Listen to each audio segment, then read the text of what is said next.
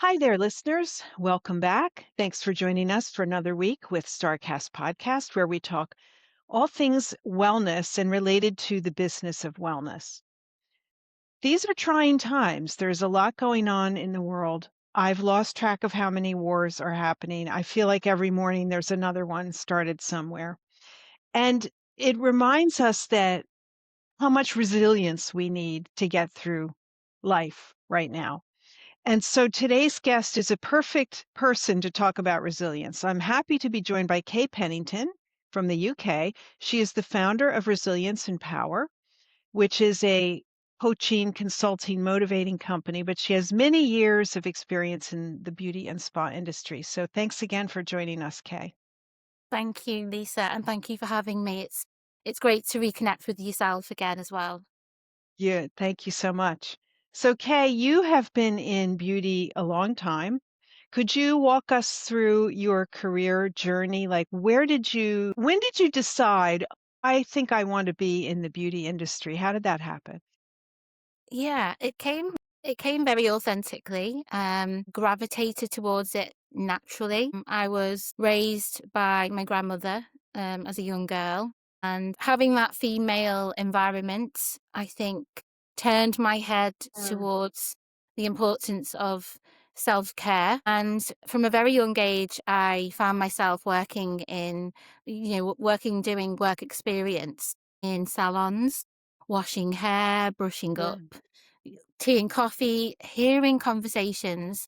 Most of those were women, but feeling really inspired um, to see the results of how self-care elevated these women. And it was almost like their jacket that they would put on, when they walked out. It elevated them, but also, along with that became the beauty element. The salon had therapists performing facials, and I was just obsessed with Mm. this therapist and all of her creams and all of the knowledge she had about ingredients, and most of all, how it made her feel to deliver that that treatment, that service. And I just thought, yes, this makes me feel happy. This is what I want to do. So that's where it began. How old were you at that point? I was 14. That's so 14. often the way it happens as a young woman. You're just open onto that world of beauty, which is so fun. I had similarly, my mother wasn't into her appearance that much, where she spent hours putting on creams and doing makeup. So when I first saw that, I thought, "Oh, this is fascinating. This is a fascinating world." That's so funny. It's just whatever you're not exposed to that you sometimes seem to be drawn to. Yeah, So you absolutely. decided to become a beauty therapist? I did. I became a beauty therapist. I did the training and the qualification. And my word, did that open my eyes as well Mm. to, on a technical level, to how much knowledge you have to learn to Mhm. undertake that role. And it really is a far stretch away from makeup and nail polish. It's anatomy and physiology of the skin, hair, nails. It's the seven systems of the body, the muscular, skeletal system, everything. It was packed full of biology. And that as well was empowering to achieve. Sign off that you understand all of that knowledge is really credible. Very much so, and more so in Europe, honestly, than in the US. I mean, the testing, the schooling is a little bit more rigorous over there. So what happened next when you achieved your therapy certification? What did you Yeah, do? that was quite interesting in terms of the what next, because by the time I got to 18 and I was qualified, immediately that entrepreneurial ambition came in. And I knew I wanted to get out there and I wanted to do my own work. I wanted to stand on my own 2 feet. So I actually rented a salon and I performed my own treatments in a private treatment room. But then you get the scratch, and at 19 I was reading magazines, because back in those days, Lisa, there was no internet, there was Oh, no internet, right. no, and so every every job that was advertised was all on the back of an industry magazine that I used to Mhm. subscribe to called Professional Beauty. And they used to have all these pictures of all these glamorous hotels which had spas in them. And there would be the advert for the cruise ships. And I would look at this back page of this magazine and be like, oh, wow, I want to be part of that world. I want to travel. I want to see places and I want to use my career to do that. So at 19, that was the beginning of my spa industry story, because I was very fortunate to get a job in a spa in Scotland, which is obviously north of England, and that was the key to the door. That was the key to the door, because that then took me up a level or two into the spa industry work and the world. And I was one of the first therapists in the whole of the United Kingdom, in fact globally, to train with Elemis. um Elemis was just beginning then. Noella Gabrielle, I'm not sure if you know, Mhm. the Yeah, co-founder, sure. was creating this spa brand, and I was one of the first therapists that she trained to be an ambassador for that skincare line, which today is global. So that was amazing. And then following on from that, my taste buds, were really, enjoying this flavor of the spa industry, the wellness sector, but also the ambition to see the world just wasn't going to end. So again, I then applied to work for Virgin Atlantic Airlines, which is obviously owned by Richard Branson. And again, I was fortunate enough to fight my way through the hundreds of applicants with the trade tests to become one of his first class in-flight beauty therapists. So that was the entry really for me in this spa and wellness industry. So I'm fascinated by that. Tell us more about what an in-flight beauty therapist does, because I never was on a flight that had that. It's pretty amazing. It's an area that you have within the first class compartment of the flight. So it's exclusive for first class passengers. There is a tiny area that you are allocated to perform a set of 5 or 6 services that all include massage mostly. And obviously, because it is in the air, thousands of feet in the air, you can't use flammables. So most of it is acupressure and massage, which is obviously very welcomed for people who've been traveling long distance, Mm. but also for those guests who feel, they want to incorporate wellness into their travel.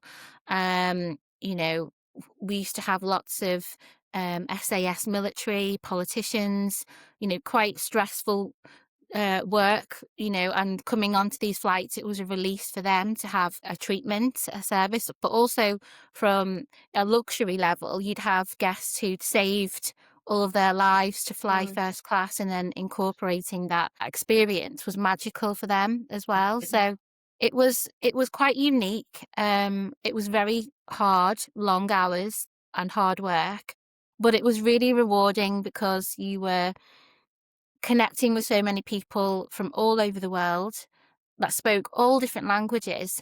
And the language didn't matter because Mm. the talking wasn't relevant. It was all about the touch, and it Touch. was all about, yeah, it was all about the delivery of that wellness. So that was quite remarkable. And it really educated me on, it doesn't matter sometimes what you say, it's how you make someone feel. Mhm. Mm. Did you have, like, a room or a curtain, or did you do it in the seat? How were the logistics of that? Yeah, so the seat was one of those. So there was a little area, if you were doing hand treatments, you could you could pull out a table. It was very well designed in terms of you could adapt the area. You could change it up to whatever treatment. So if you were doing a hand service, then manicure, then you would fold a table, a very small table, and sit across. But then if you were doing a massage, you would apply your massage chair so that the guest leaned forward and you would work on the back. Um, there wasn't a curtain, it was very open. Mm. So, you had 54 passengers in that area, but most of the time, with the long haul flights, when the services were taking place, guests would often be sleeping, so it'd be during the night. So it was very chilled, very calm. The lighting was very low. And it was, yeah, it worked. Everybody could see you working, but respected the space as well. Amazing. Do they still offer that? No, I don't believe they do anymore. They closed that service, but there are other airlines that offer it Mhm. now. So it is available on others. So you started traveling, and what happened next? I started to see the world. I started to see cultures. I started to, again, take that ambition level to new heights. I embraced what I learned. I embraced the cultures. I also embraced change, dramatic change, because every 4 weeks you were issued a rota, and that rota would be not the same as the one before. It was, you didn't know where you were going or where you were going to be. It was almost, exciting, but also sometimes quite daunting to think, oh my gosh, how many trips, where am I going to go, how long am I going to be away from home, how long am I going to be traveling? But it was the lottery. And I think that's, again, I know we're going to tap into it a little bit later, but that was my early stages of managing resilience, Mm. because to either allow that work ethic to throw you off piece because it was so unstable, or you could just you lean into it, and so yeah, it was really interesting, lots of learnings, and I appreciated every single piece of it. Yeah. So you eventually came back to land and started on the Yeah. sales side, if So, I'm correct. yeah. So obviously entering into my life, is part of life and not all Mhm. just work. And I also decided that I wanted, and excuse the pun, but I wanted to start grounding myself back Mm. home in the UK to actually start looking at a career that was more long term, because Right. obviously that career wasn't my plan long term. So I was wanting to take on some new challenges, and I ended up being involved with a great company in the UK called Ellison's. Mhm. And Ellison's in the UK are um, the biggest supplier of all beauty salons and spas in the UK for all of their day-to-day consumables. They've been, I think there's something like 80 years old. No, sorry, Mm. 100 years old last year. They celebrated their centenary, and some amazing people work in that environment. But what they were looking for is they were looking for somebody to go out and visit their salons and clinics and demonstrate how products work, how machines and face tools, and offer information, help people set up in business. So it was a whole new job description and a whole new role. And I thought, wow, that actually sounds quite exciting, because it's a big area to cover. I think it was like 28 postcodes in the northwest of England. Hmm. And it was dynamic, it was bouncy, it was, an open book. So again, I did that for a large number of years. I think it was 8 years. And then following on from that, I was approached by an American brand who were launching a game changer into the UK. And it did change the game in the UK in the manicure world. And it was the first gel polish to be Mm. launched, and that was CND Shellac. I worked for an amazing company in the UK called Sweet Squared, with Samuel and Samantha Sweet, who I hold dearly in my heart forever, because they also educated me with how to be triumphant, how to reach your goals, how to Mm. manage expectations for yourself, how to be a team player, how to go on your own. They were very, very amazing to work for. And then shortly after doing all this work out in the industry, out in the field, I became really close to a particular individual who was a group spa manager, and she was retiring, and she said, I actually really feel that you could be great for this role in operations, because you seem to know so much about this business and you're passionate. and you're confident, and I feel like the teams would really like you, and that was really important to her because she wanted the connection. So at the time, it was quite overwhelming, but I went for it and I got the role. And then there was another 8 years of success and challenge working in operations. So it's really been a pinball. My career has been a pinball of all different experiences. So that company was Aquasana, correct? Yes, at And Aquasana.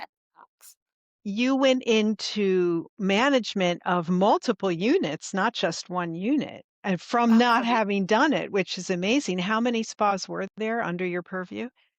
So six locations across UK and Ireland. When I first joined the business, there was four, but one had just launched, was a new one, and then obviously to make it five, and then there was one that we built in Ireland, which again was such a fantastic experience to see a spa being Mm. built from the spade in the ground to the multi-million reveal that it was. So it was an extremely valuable experience for me in my career.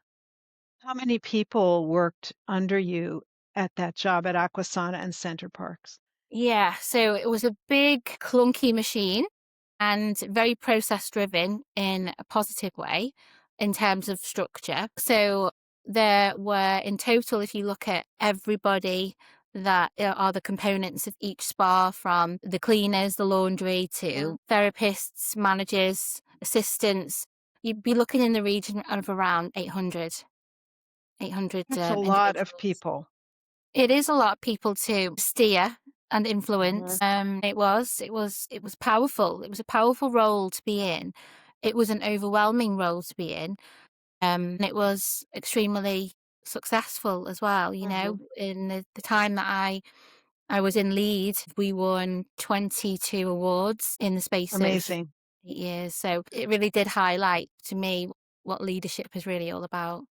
So what made you decide to put that aside, Kay, and focus on something more down to earth, as it were? Yeah. So being honest and true, I reflected. One day I reflected, and reflection is one of my top three, by the way, when we come to it later on. But reflection is key because before you can keep looking at where you're going, you need to reflect on where you've been. Mm. And you need to look at those goals, and you need to understand also your values. And I felt like after the 8 years of success, there was that, as humans, we ask ourselves, well, what is next? Where am I going? What's going to happen?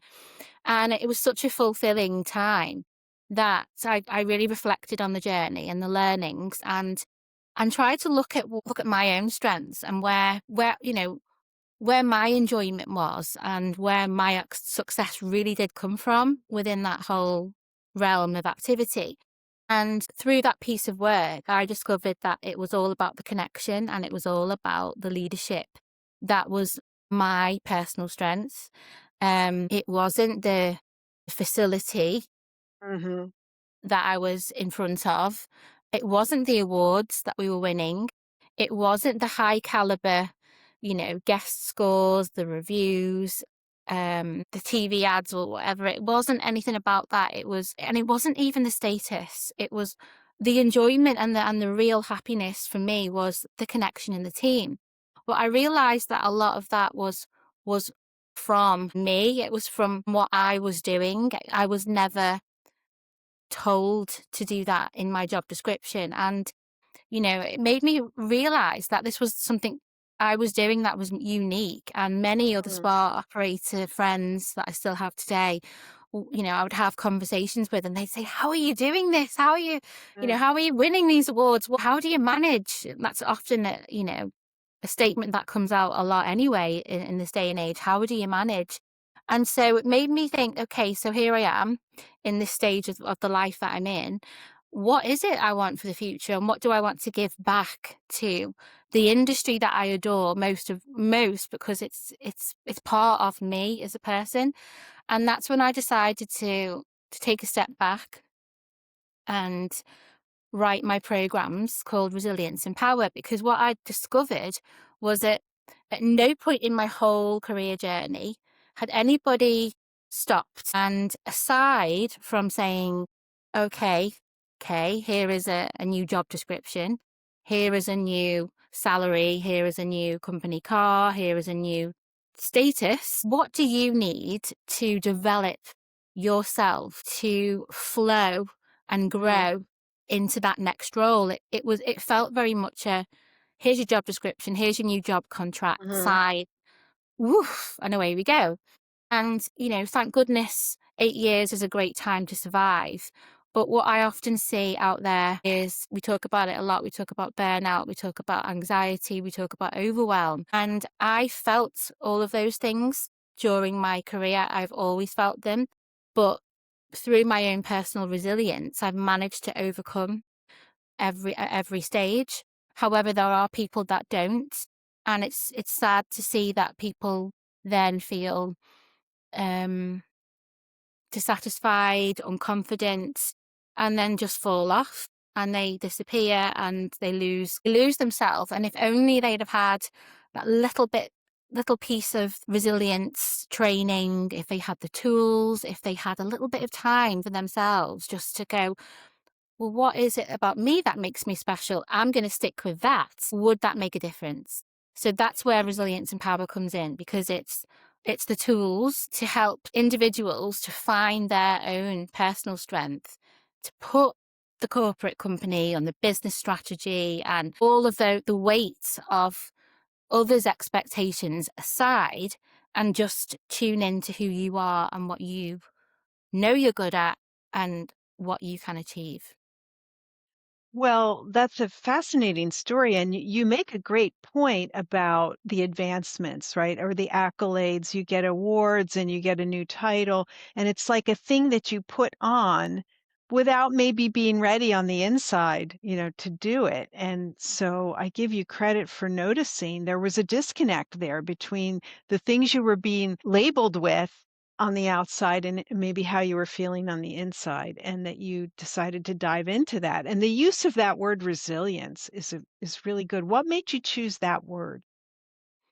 Because it's okay. So when we talk about success, and people always use the term success as a headline, but success is, well, it's 1% talent and it's Mm. 99% keep going.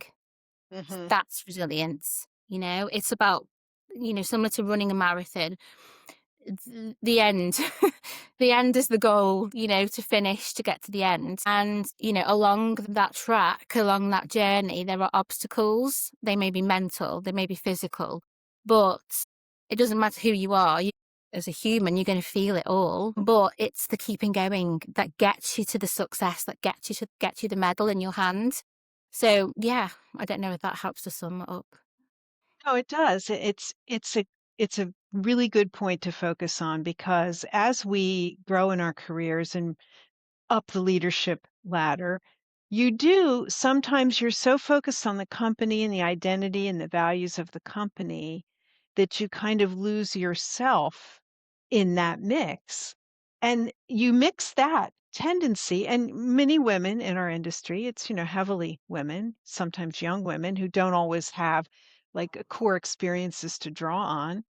And then you look at the fact that our industry, spa and wellness, is growing so fast that there's a demand for people. So it seems like this is a good recipe for leaders to sort of become lost in the mix of all of that.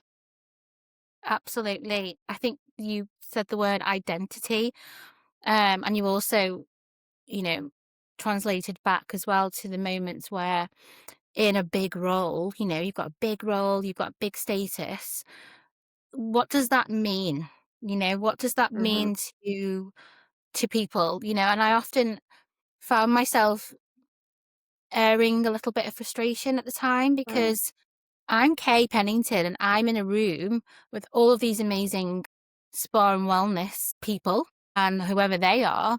But it shouldn't be about your status and what your role is. It's about who you are. It's about, how It's about your values, it's about your purpose. And what I see in particular at this moment, looking around the room, when I go to networking events, is I see fear.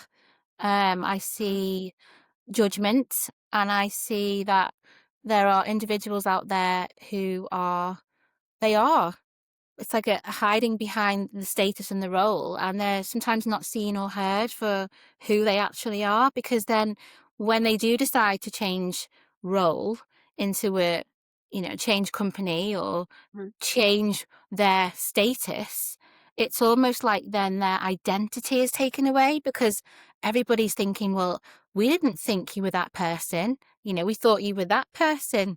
And there's a lot of stigma. And so what I'm trying to say is, for me, to jump out of my existing role into my new business was, I would say, a shock to everybody else more than anything.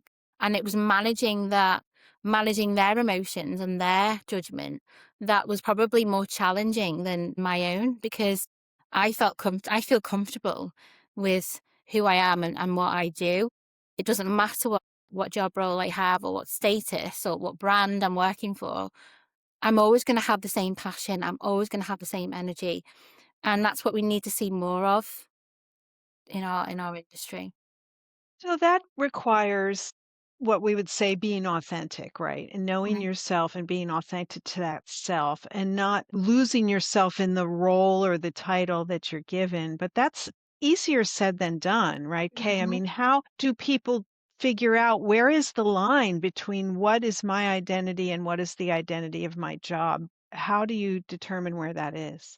Yeah, and this is again comes from my personal experiences and learnings, where certain parts in your career, we all chase rainbows, as it says. We all chase rainbows. We all want to go after the gold, and there's nothing wrong with that. But sometimes we get a little bit blindsided on who we're doing it for.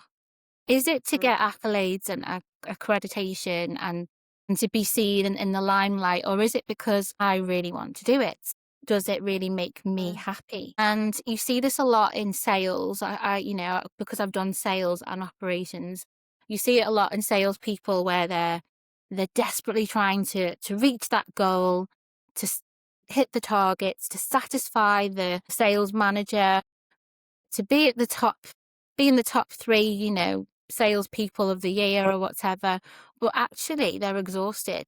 They're mm, burnt out. They're not even thinking about the right journey plan, the time management. They're not thinking about how that's fitting into their personal lives to squeeze in their own wellness. Not that you should have to squeeze in wellness, but everything suddenly gets chaotic. And these are the moments where businesses really need to focus on workshops like Resilience and Power, because it's an opportunity to be able to stop and ask your people, what is it you enjoy? What are your values? What is your purpose? Why are you doing this? What do you think you're good at? Let me tell you what I think you're good at. And let me tell you how think you're performing on an authentic level, and what value you bring to my business. These are the conversations we should be having, not just here's a scoreboard or a spreadsheet, and mm. you're only as good as your last month of sales. There's a lot more to it than that. And I do have concerns, because there are people out there that are neglecting their own wellness in the wellness industry, and it shouldn't be the case with the technology and the tools that we have available. Very true. We talk about wellness all day, but do we all live it? I know many, many colleagues in consulting, in operations who are working very hard, especially right now, Mm. more so since COVID than ever. And is that wellness, right? I mean, you do have to draw the line, but it's difficult to develop a comfort level with what's coming ahead because as we know, we don't know the future. So you're caught in that tension between, oh yes, but it's busy now, and then seeing to yourself and to your own needs. I think Yeah, as you mature, you hopefully find a space for that, but I hope that you're helping people arrive at that at a younger age. absolutely. And the younger age is certainly a target market for me, which is why I like to work with beauty therapy level, because if you can understand that your career journey is not going to be a straight line, no matter what company you work for, no matter how safe you feel in this moment, things can change. And you said COVID is a great example, but also when you work in the corporate world, it's not your business strategy, it's somebody Mm, else's, and that strategy is often dominated by other investors. And movements can change really quickly, and you can be spat out of a machine and left to feel very unloved one day, and very incapable, and then in a little bit of a black cloud to wonder, well, what's left for me now? And this is why it's really important to come back to yourself in all of this mm. along the journey, so that if something does happen, that, where the rug is pulled and you didn't see what was next, you've got a little bit of armor. You've got a little bit of armor just to go, it's okay. I think I've got some tools on how I need to deal with this, so it doesn't railroad you and completely, remove you from focusing on your career. So, in your business, Resilience and Power, you run workshops to help leaders discover their strength and confidence. Do you have sort of a framework or a routine that you work in and you walk people through? And can you describe it for us? Yeah, sure. There's different variations of workshops depending on the audience, because you can't communicate with a corporate leader the same as you can with perhaps a Sure. beauty therapist or a senior beauty therapist, because they're on different journeys, they have different values. But there are some key principles that do flow through all of my workshops. So one of them is to, again, timeline. In whatever stage you are at, number one is timeline your career. Look at so far where you've been. How did you get there? What challenges did you overcome? When did you feel fear? And how do you feel now that you've overcome it? Tap into some of those superpowers that you have. Is it patience? Is it communication? Is it, what is it that is starting to reveal itself as your strengths at this stage?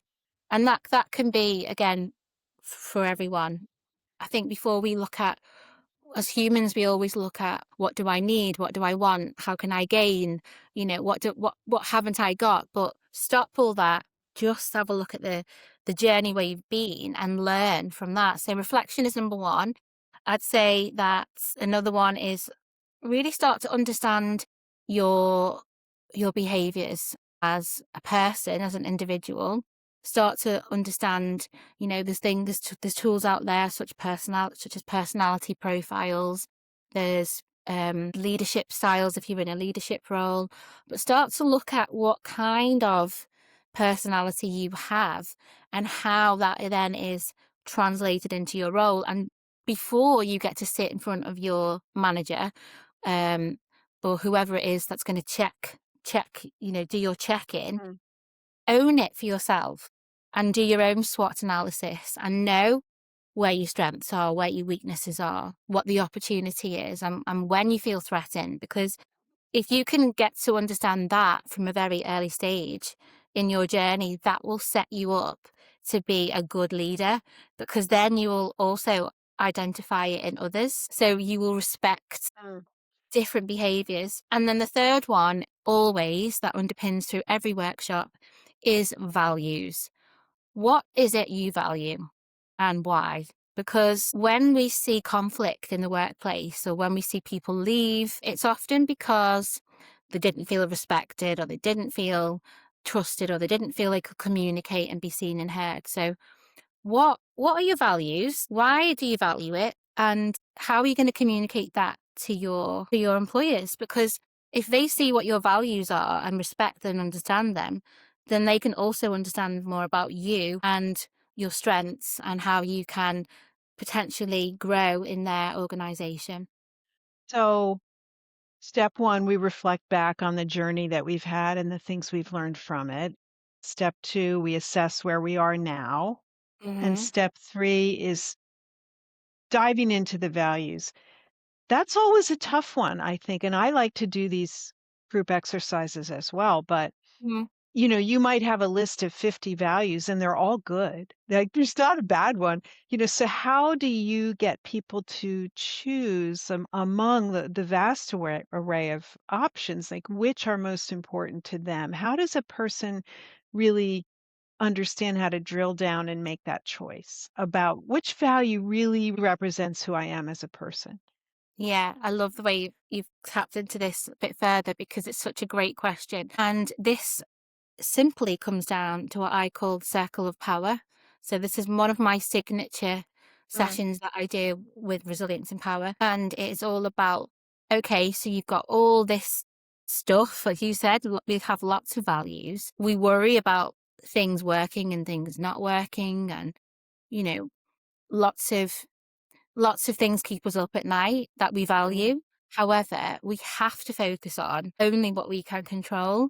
So then that really whittles the list down to a much smaller component of maybe your top five Mm, values. They are the things that you are in control of. If you're not in control of it, then it's not it's not that important right now. Just move it to us and focus on where you have the power to drive that change. If it's not working, you have the power to make it purposeful. You have the power to drive something to grow. If it's in your domain, focus on that. that makes sense. Now, Mm. so you're the leader of whatever, a group of 3, a group of 30, and you have your value system. Mhm. Do you have any recommendations for just daily practices of keeping that front and center and making sure that you, as the leader, have done what you need to do to keep your energy for your team? I think many leaders put off their own needs in favor of others. And, we know the saying, you have to buckle your seatbelt in the airplane before you help others, right? Or the oxygen mask. Yeah. How do you recommend that leaders go about keeping that present? Yeah, it comes back to always the foundation of everything is trust and Mm, connection. Because if you're not trusting, if you're not connecting, i.e. communicating, then you can't simply go through, you know, weeks, days, weeks or months of not actually asking the questions. I think communication strategies are another part of my workshops when I'm dealing with leaders is how are you communicating with your people?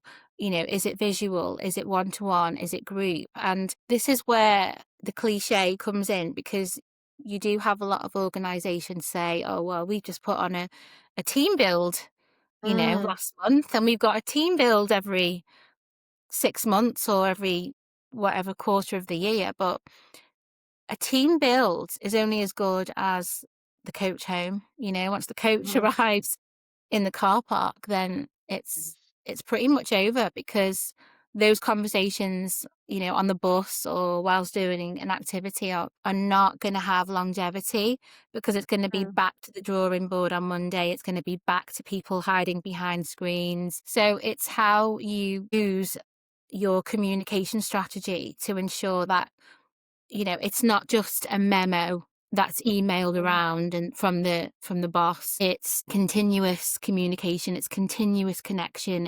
It's allowing people to talk about what they love, be seen and heard is the key to build trust then. And know that if you need to keep an open door to allow people to have a place to share their thoughts as well. It's really, really important. And it doesn't just have to be a team build. It's far from it, but there's different ways that we can communicate now more than ever. We don't have any excuses now not to That's communicate. true. We have so many tools at our disposal. You make a great point, Kay, about the difference between team building and leadership development. And you're right. It's easy for a company to do a team building exercise. They're fun. Maybe you just go bowling or you have a party in a park and you do something fun together. And there's value to that, no Mhm. doubt. People get to know each other. I think it's fun when you maybe have competitions and you get on teams and you rely on each other. And those are all great things, but they are not the same as leadership development. And you're right, businesses don't invest as much as they should in that taking those few people. You're not going to do a leadership development course for 50 people on your staff, but maybe you pick 5, Mm. who have aspirations or the skill set to, and you focus on those. I think in beauty and in wellness, we really need to grow our leaders from inside, and we're not always doing a good job at setting the foundation for that. Yes, they know their KPIs, but again, circling back to your tapping into your value system and how to translate that into the workplace is not something people are being taught. Yeah, absolutely. It's almost completely missed, Mm. it's non-existent. It feels, do you remember, I'm not sure if you remember as a kid growing up, but you used to have the thing called Magna Sketch, where you would Yes, draw and then you would either shake it and it would you disappear, shake it, right. type it.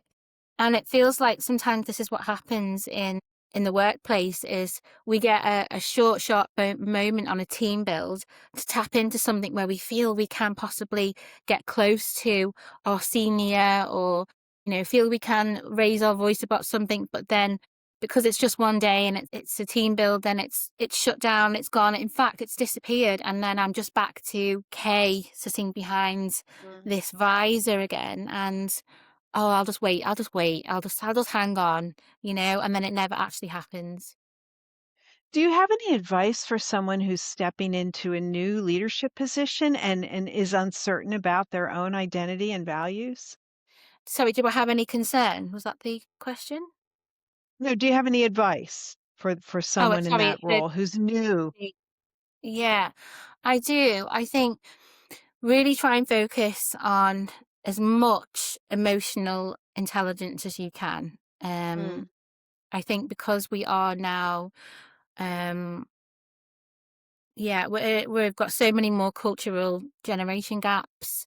We have so many layers, if you like, to get through than ever before. The world is changing, the spa industry is moving. We are in more of a competitive space than we've ever been. And it's really about holding your own, hold your mhm, own, know your values, stick to your purpose, communicate. Um, and I think they are the building blocks for any leader. Don't feel ashamed or shy to be vulnerable and share your imperfections, because actually it's human behavior. We like to see imperfections. We like to mhm, see people imperfectly perfect, if that makes sense. It's what mhm, makes us feel comfortable. It's what makes us feel we can respect it.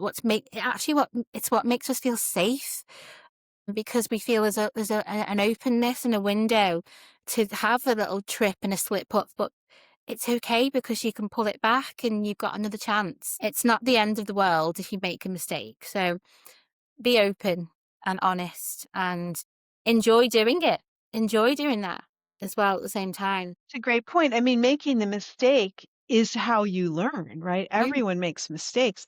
The mistake is doing it a second time, right? So you make a mistake, you own up to it, and then you don't do it again. You learn from that. That's how we grow. I'm thinking about how it is at the gym when it's really hard to lift a weight and they say if your muscles are shaking, you're doing it right, right? Because it should be difficult, but you get through that and on to the next one. I think your point about authenticity is good, and let's segue from that into emotion in the workplace, because that's something coming from corporate that often isn't encouraged, right? mhm, Business, poker face, not being emotional. But our industry is mhm, full of emotion, and not just because we're highly female, just because we're very authentic people. And mm. we don't walk around in, starched up suits and being stiff. But do you think it's important that emotion is present in the workplace, or is there like Yeah. a happy medium between having it and not having it? My side of the camp is in our industry, spa wellness beauty industry. It is absolutely high up the Richter scale because we are our industry is emotionally driven. It's all about connection, it's about touch, it's about making people feel good, and we can't do that unless we feel good. And if we aren't allowed to emotionally charge our business strategy, then it's very empty and it's very wooden, if that makes sense. And once I had the experience of being in a business strategy meeting and I was told to take the emotion out of it, but I struggled to digest that comment, because when you are transcending, wellness, and your teams are creating touch, and you're hitting thousands and thousands of humans with your spa experiences, you have to be emotionally charged. You have to have a heartbeat, that I call it. And without a heartbeat, none of it matters. And you can go into the most prestigious facility that has multi-millions of pounds spent on it, that has the latest technology in spa experiences, heat jets, thermal thalassotherapy, whatever you want to throw at it. It doesn't matter what is in that facility unless there is a heartbeat of emotion. And for me, that's what drives a successful business. It's what drives successful teams. And it's how we now in the future need to be wired to thrive in the future. Emotion is really our product, right? When people come to a spa, they're looking for some release, stress relief, time for themselves. It's not a thing you just take off the shelf and put in a bag and go out with after you pay at the till, right? I mean, it's feeling, and we can't govern our our staffs without emotion and feeling when that's the product that we deliver. I just think it's difficult to find the middle ground, because we know, both of us, that when you let too much emotion into the workplace, that can sway the other way. And we've seen it in spas when you have a lot of therapists who have very particular needs, and we give in to that, the business maybe doesn't benefit. So I think that's a challenge of walking that line between authentic and emotion being present, but the business needs being seen too. Yeah, and that taps into, again, my workshops, because if you offer and you open up pockets of personal development time to empty the emotion that perhaps isn't desirable in the workplace, to deal with some of those issues that are preventing maximum output, then you can dissolve some of this emotion and focus on the positive and focus on the purpose. And you can engineer it to create positive results. But if you just ignore it and shut it down and pretend it's not happening and tell people to keep it to one side, then that isn't healthy either. And then that's where you see destructs, you see dysfunctional retention scores, and you genuinely see low morale and no heartbeat. That's really excellent advice, Kay. I mean, I always say to owners and managers that that emotion in your staff is like a little steam valve, and it Mm, needs to be released regularly or it builds up until it blows up. So those sit downs, hey, hand on the shoulder, are you okay today? I noticed you seem a little tense. Letting people have those opportunities to share really does help steady the ship in the long run, right? it does. It So really.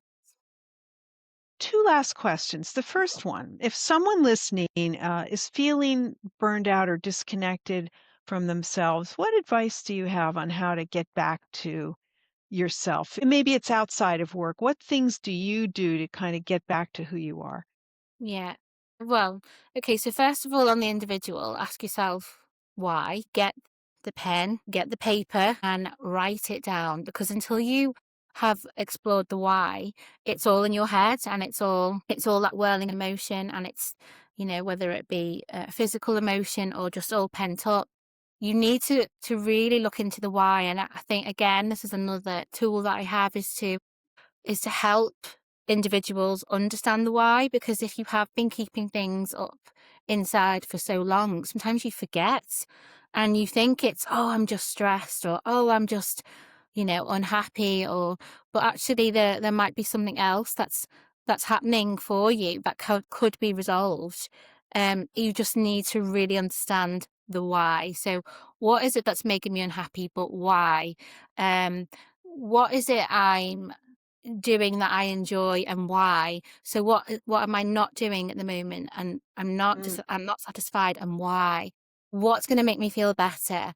What is my purpose, and how is my day meeting that purpose? And then we can start to drill into things like boundaries and things, and what I say, what's pulling you and what's pushing you. Let's look at that seesaw of mm, where your energy is being spent and what we need to do to lighten the load. Personally, you asked me what I do. I've always been a girl to take myself off into nature, have a walk, have a talk with myself. Loneliness is good for me, believe it or not. I enjoy mm, my own space. And I think that because that's the therapist in me, the old therapist, where mm, you've been connecting, you've been giving, emotionally giving all day to guests, or in a leadership role you give to your team.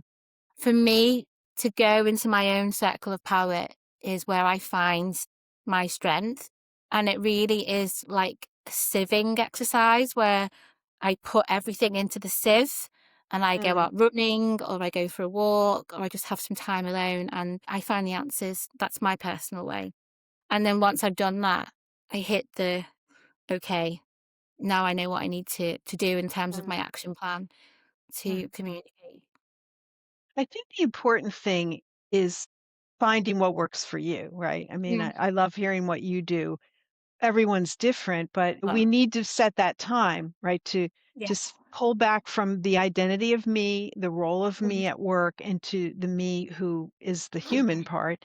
And what is it that floats your boat? I mean, some people haven't had taken the time to find out what that is, and it's so important to your enjoyment as being human, to have moments that you enjoy. So that's really good advice.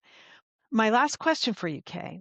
What message would you most like the spa and wellness industry to hear right now? What do you think is important? Okay, I'm really passionate about this, but it's a statement. It's a statement that I feel, needs to be seen and heard, and that is explore the ways to trust and connect with your people. Um, listen, to their values as well as communicating yours. And if you can gather a sense of emotional connection between what you want to happen in your business and your organization, and what your people are doing it for, that in itself, with the trust and connection, will build amazing resilience.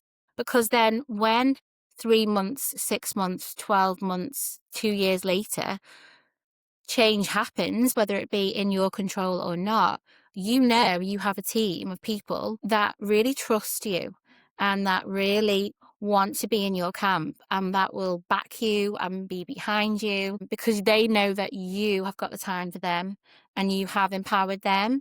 And it's very simple, but that's how it works. So that would be my final piece of, if you can, look at those strategies. If you're doing it already, then great. If you're not, then maybe I can help, but Yes. that'd be my piece of information. Beautifully, beautifully said. We're leading teams of people, emotional beings. We're touching our guests who are emotional beings, and we can't lose sight of that. Be true to ourselves. Mm. Obviously, meet the business needs, but um, yeah, be authentic, be real, and hopefully reach out to Kay Pennington at Resilience and Power if you need help for your own team. Kay, great words of wisdom today, and thank you so much for joining us on StarrCast. Thank you very much for having me.